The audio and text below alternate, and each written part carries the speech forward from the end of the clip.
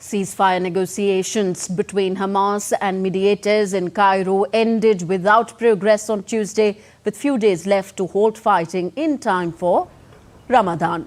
Hamas presented its ceasefire agreement proposal to the mediators during the 2 days of talks and is now waiting for a response from the Israelis, who have continued to stay away from these talks. So offer is a very...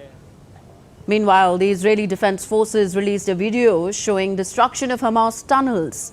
The IDF continued evacuating civilians from combat zones and apprehended several Hamas terrorists hiding among civilians, with around 20 terrorists neutralized in the last 24 hours. The Indian government on Wednesday issued an advisory to Indian nationals living in Israel, urging them to relocate to safe areas within the country.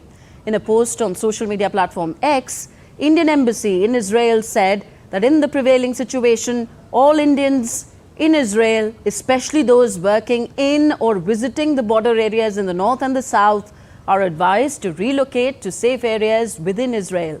The embassy remains in touch with the Israeli authorities to ensure the safety of all our nationals, the statement read.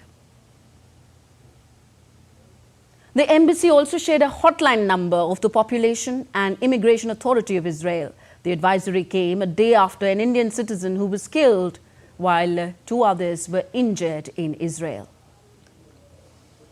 The Israeli embassy further in India on Tuesday expressed deep shock and sadness at the death of an Indian national in northern Israel in an alleged terror attack. It said, and I quote the embassy, "We are deeply shocked and saddened by the death of one Indian national and the injury of 2 others due to a cowardly terror attack launched by Shia terror organization Hezbollah on peaceful agricultural workers who were cultivating an orchard at the northern village of Maragaliot yesterday early afternoon.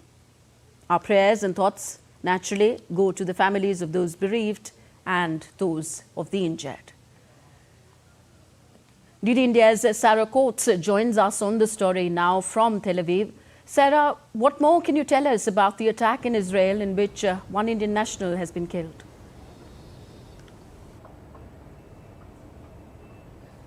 Hello, certainly very concerning. This is just the latest casualty as a result of these continued cross-border strikes between Israel and Lebanon since October 7, which are really only intensifying. You mentioned that statement there from the Indian Embassy here in Israel, warning these foreign nationals to stay away from that northern border to make sure they are in safer places. And what we really are seeing here is an increase in hostilities between Israel and between Hezbollah, also often Hamas militants that are based in Lebanon. We do know that the US Special Envoy, he is right now in Beirut speaking with senior Lebanese officials amid fears that there could become a full-blown war in the north. He came out yesterday to say that hostilities must be limited, as a limited war would not be containable. And this is something that, of course, is causing a lot of concern here in Israel. We do know that a number of reservist troops and other troops that were stationed in Gaza have now been pulled out of the Strip and put on the Lebanon border amid growing concern of what I said is a potential full-blown war. And this is certainly something that is putting a lot of pressure on the Israeli government to restore the security situation on that northern border, given that there are still some 80,000 displaced people and they have not yet been able to go home. So certainly very, very concerning, these continued cross-border strikes. And we can report that just in the last couple of minutes, rocket sirens have been ringing out in northern Israeli border communities, with large plumes of smoke seen rising on that border. Still no further information on what this could be right now. And Sarah, what's the latest you're gathering on the ceasefire talks between Hamas and mediators? Why hasn't there been an agreement yet?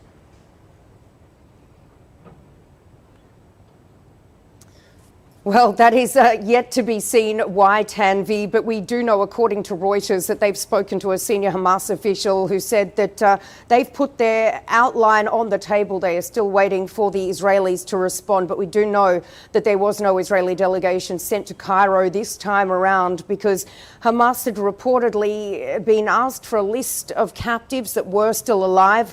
The group says it was unable to provide this list of captives simply because of the ongoing Israeli military campaign in Gaza, with Hamas saying it actually doesn't know which captives are still alive or not. So this is really one of the main sticking points here.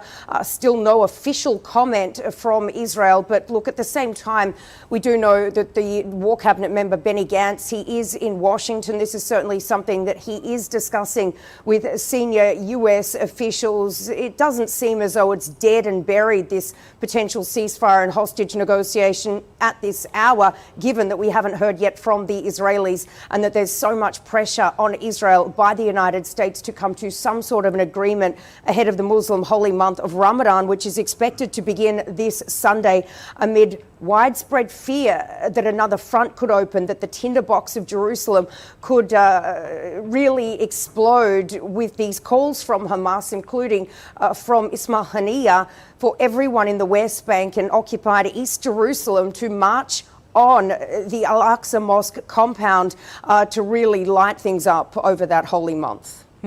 Thank you, Sarah. Sarah Coates joining us from Tel Aviv.